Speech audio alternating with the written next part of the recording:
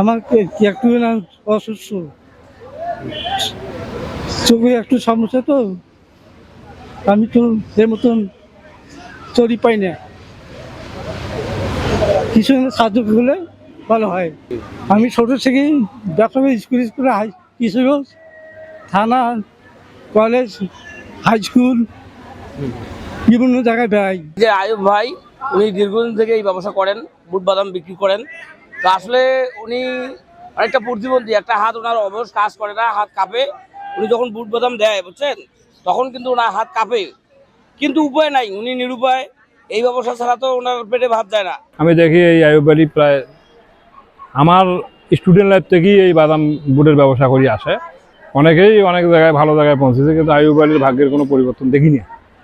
এখন এমন অবস্থা যে সে নিজে চলবে, তার কোনো উপায় অন্তর নাই। আসলে কোনো সাপোর্ট ছাড়া কিন্তু কিছু হয় না।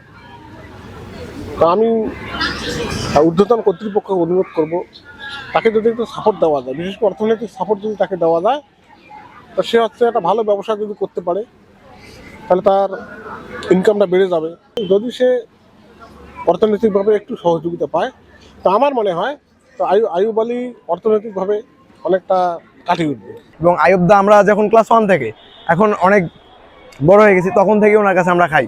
তো আমি চেষ্টা করবো যে বাংলা টিভির মাধ্যমে ওনার যাতে ভালো কিছু করা সম্ভব হয়। ছেলেটা দেখি বাঁকা হয়ে হাঁটে, হাতে পায়ে সমস্যা, অনেক বড় মনের অধিকারী আয়ুব আলী। দোয়া করি তার ভাগ্যের পরিবর্তন হোক। আর যারা এই স্কুল থেকে আজ অনেক বড় জায়গায় আসীন হয়েছে, তারা যেন আয়ুব আলীর একটু খোঁজ নেয়, যে সেই ছাত্র জীবন, স্কুল জীবনের আয়ুব আলী আজও বাদাম বেচছে, তাদের পাশে এসে দাঁড়াক এবং খোঁজ নেওক, এই প্রত্যাশা আমি রাখি।